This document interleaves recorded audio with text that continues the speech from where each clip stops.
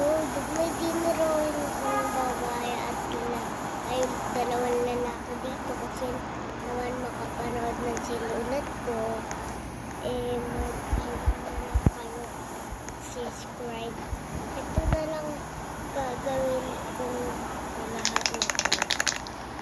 So, magdodrawing tayo ng ibang bata dito. Kasi gusto nila magdodrawing ata sila sa akin. Kaya wag na lang.